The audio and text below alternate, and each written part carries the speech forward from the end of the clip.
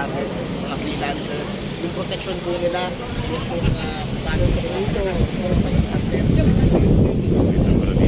pero marami pa po tayong mga gustong ilatag pagdating po sa ekonomiya, paano gagawa ng mga trabaho, paano mapapaganda yung mga iba't ibang mga industriya.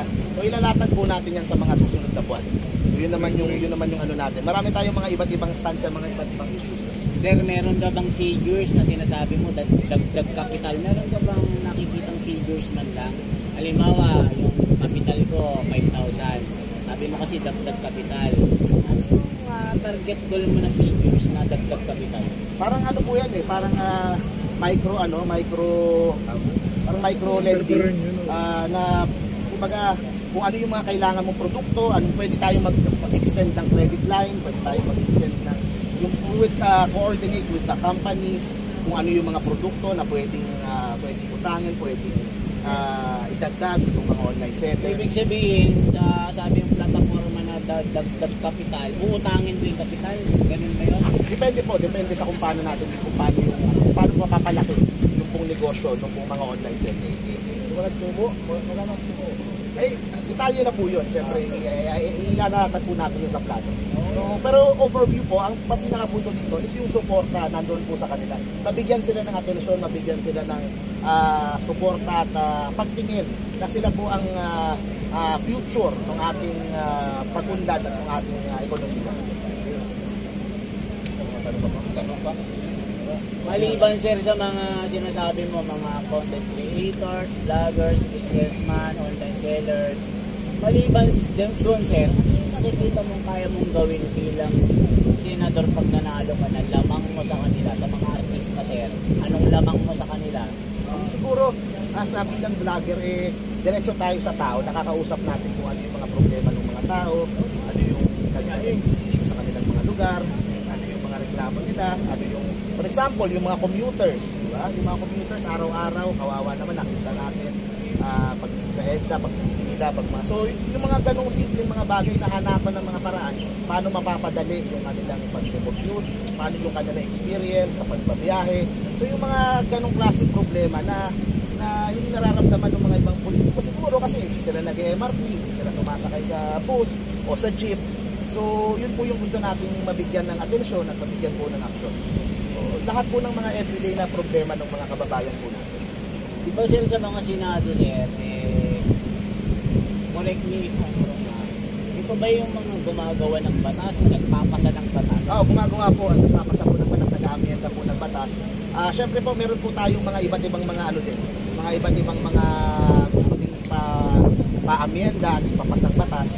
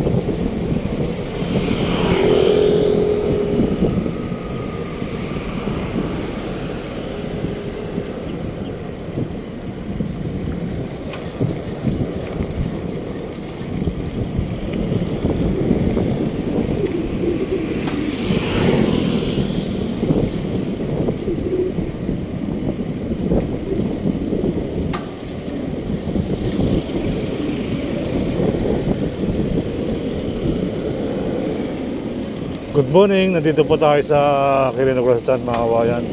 Silip lang tayo guys bago tayo magpumakati. Aga pa naman. Silip lang tayo dito. Kung anong karagahan dito sa filing kumilik ngayong araw ng Tuesday mga kabayan. So alas 7 ng umaga tayo sa Grastan, Lunita Grastan. Quirino Grastan mga kabayan. Ang ganda ng ang ganda ng damo. Ayan, alright.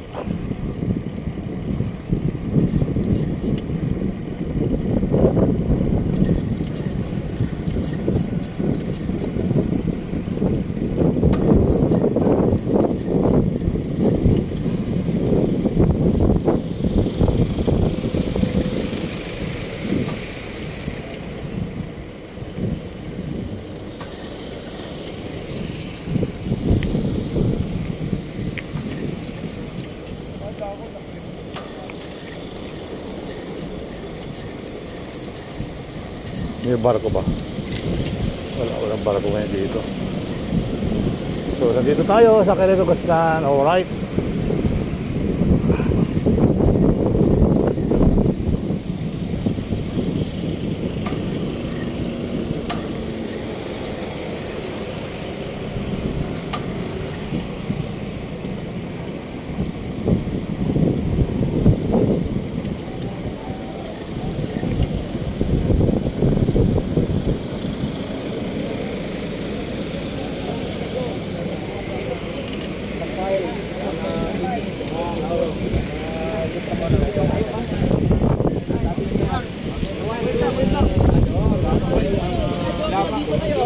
Wala ka pa sin, saglit lang sin. Okay, go! Wala ka pa sin. Wala pa. Ang galing mo! May pag-asa na tayo. Sa mga vlogger may pagkakataon na. Nanginginig pa akong pagtatanong eh. 1, 2, 3, action. Dito po sa Manila Hotel. Tayo po ay nag-submit ng ating certificate of candidacy for senator. Congratulations!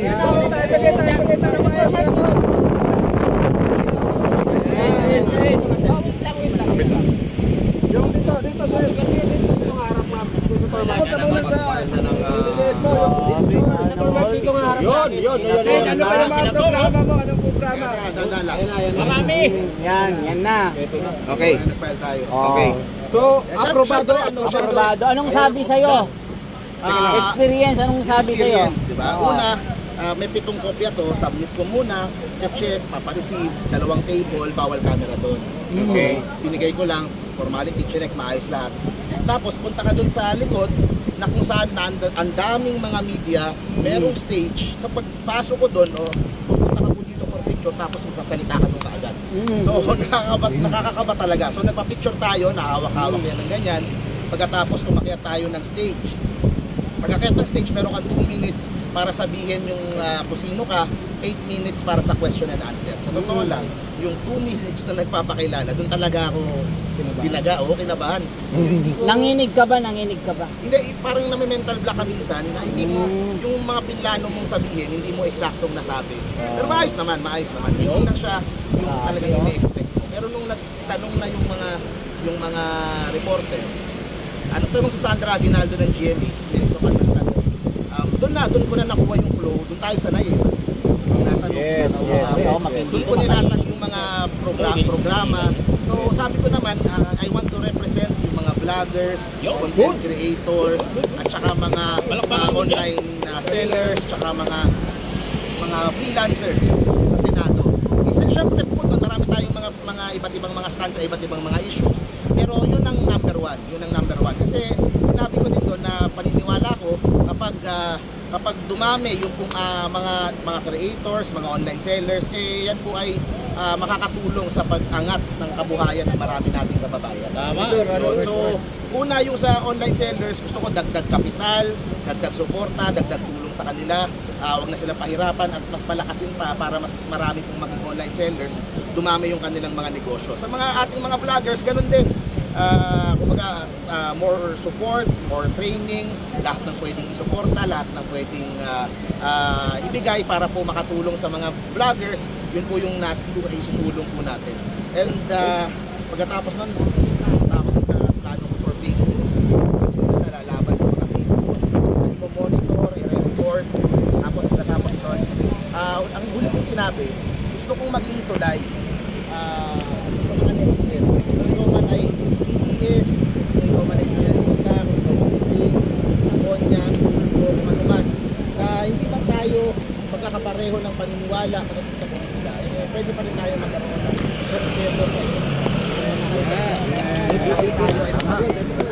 Sir Mark, may punto ko doon. Ano kayo pa rin yung pila po sa program niyo? Plataforma, sir. Talagang balik sa program. Hindi lang ata.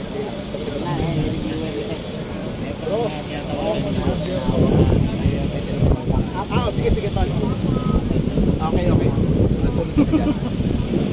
Okay, tol. Yung lock up. Yes, tol, anong tanong mo, tol?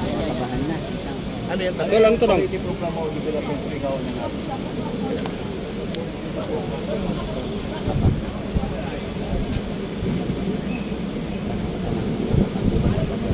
Mahaba-haba yung discussion nila sa... Kahit ako siguro tanong. Ayan, sorry. Ano ko? Ano talaga quality program mo development sa gawin na natin? Siyempre po ako, una gusto ko unahin yung sa online. Yung mga online sellers, mga creators, mga vloggers, mga freelancers. Yung protection po nila, yung po paano ito sa internet. Yung isa sa pero marami pa po tayong mga gustong ilatag pagdating po sa ekonomiya, paano gagawa ng mga trabaho, paano mapapaganda yung mga iba't ibang mga industriya. So ilalatag po natin yan sa mga susunod na buwan. Yun naman yung ano natin. Marami tayong mga iba't ibang stand sa mga iba't ibang issues. Sir, meron ka bang figures na sinasabi mo, dagdag capital? Meron ka bang nakikitang figures man lang? Halimbawa, yung capital ko, 5,000. Sabi mo kasi dagdag capital. Ano yung target goal mo na figures na dagdag capital? Parang ano po yan parang micro lending na kumbaga kung ano yung mga kailangan mong produkto, anong pwede tayo mag-extend ng credit line, pwede tayo mag-extend ng yung coordinate with the companies, kung ano yung mga produkto na pwedeng utangin, pwedeng idagdag itong mga online sellers. Ibig sabihin, sabi yung plataforma na dagdag capital, uutangin din capital? Ganun ba yun? Depende sa kung paano paano mapapalaki yung pong negosyo ng pong mga online sellers. Wala nang tubo. Detalye na po yun. Siyempre, ilalatag po natin yung sa plano. So, pero overview po, ang pinakapunto dito is yung suporta nandun po sa kanila. Mabigyan sila ng atensyon, mabigyan sila ng suporta at pagtingin na sila po ang future ng ating pag-unlad at ng ating ekonomiya. Tanong pa?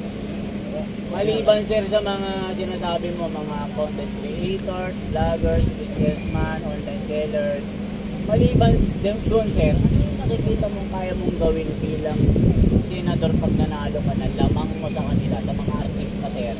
Anong lamang mo sa kanila?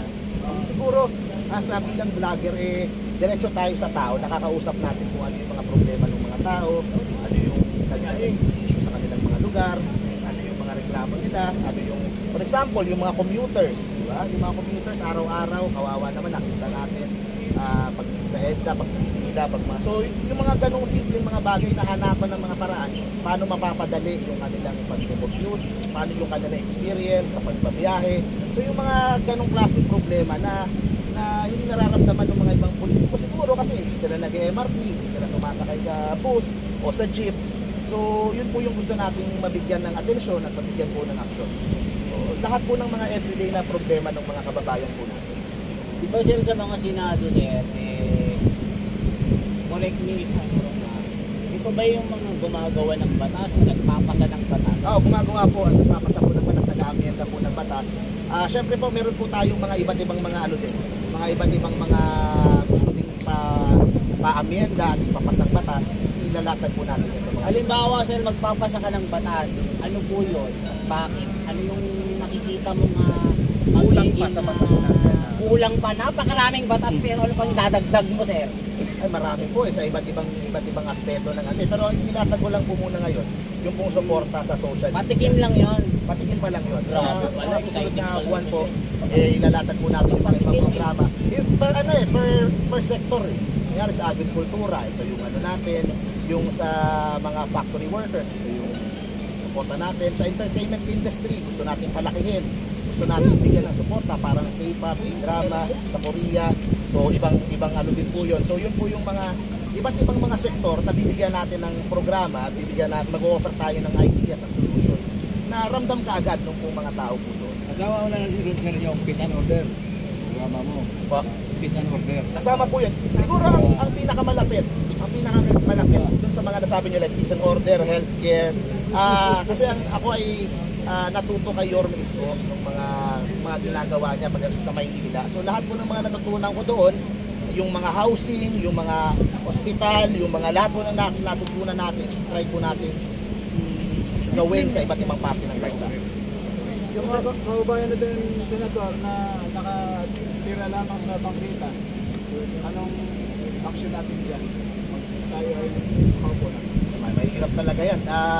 Yung mga homelessness and yung mga mabahay po talaga solusyon. Pero siyempre matrabaho yan at maano yan. Kailangan po niya ng malaliman na solusyon. Pero ang pinaka ano talaga is trabaho trabaho dito, trabaho sa probinsya.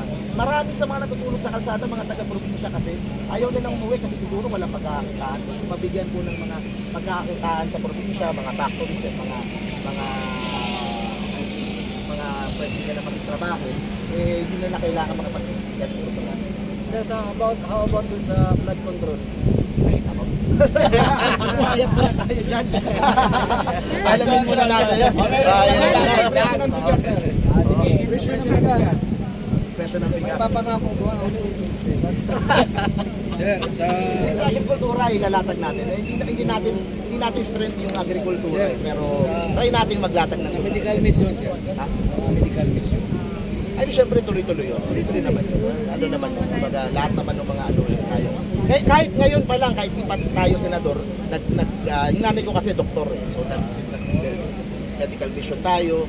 Pag ginagawa naman natin, yun, ito gagawin pa pagdating sa pero sa akin, ang pinakagusto ko ipakita sa tao, kung ano yung nangyayari talaga. Kasi kailangan may nagre-real talk sa loob eh. Kasi yung mga tao, hindi naintindihan ano ba nangyayari. May nag-e-explain. Hindi na-e-explain ng maayos ano ba ginagawa sa Senado, ano bang kailangan, ano bang solusyon, bakit ganito. Para maramdaman ng ordinaryong tao, paano sila ma-apektuhan ng mga batas na gagawin doon sa Senado. I think yun ang isa sa kulang talaga ngayon. Hindi na-i-explain ng maayos sa tao. So, doon ako pwedeng pumasok para maintindihan nila kung ano ba nangyayari dyan sa Senado na yan. Ba't hindi ko maramdaman sa buhay ko. So guys, thank you very much po. Meron po ako next na ano. Sir, may lima pa ako ha. Sir, may utang ka pang lima. Ano pa sir? Selfie lang. Mabuhay, Sir Mark! Mabuhay!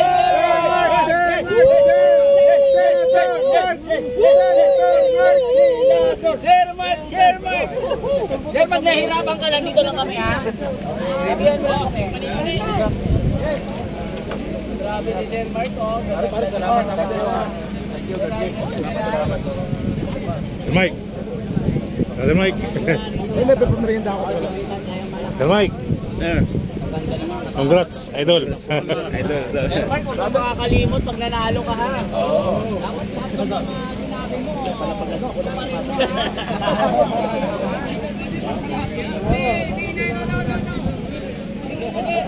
Baka may jogging ka pa. Ayan, madam. Baka na, sumakay ka na. Makaya ka na, sir. Mainit na. Sir, ingat, sir, ha? Tara, pasok. May motor ako, pre. Ay, oo, may motor ka nga pala. Sige na, sunod ka na lang. Sunod kung saan kami pupunta. Bukas harapan. Ako, hindi ko naman pwede sa kanyang bike ko dyan sa likod. Si Sir Mark, ano siya?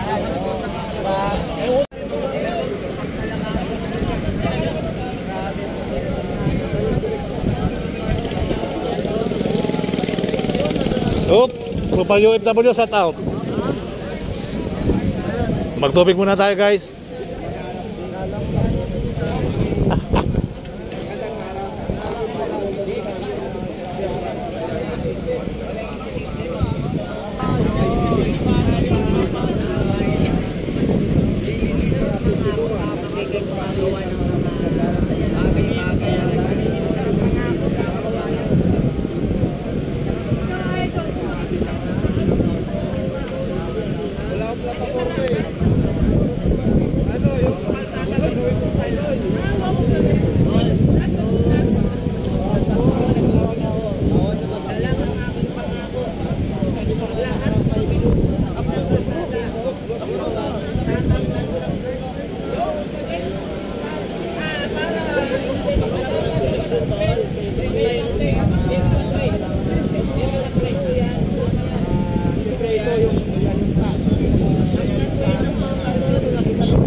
Facebook.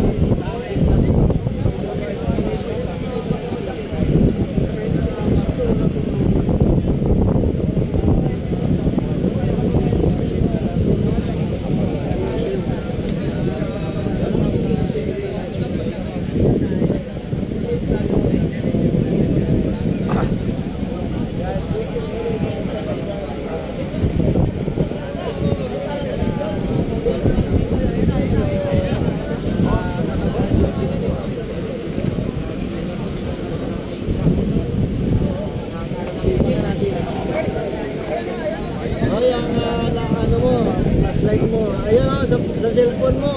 Sa flashlight mo, ano. Yan ka, Wala na.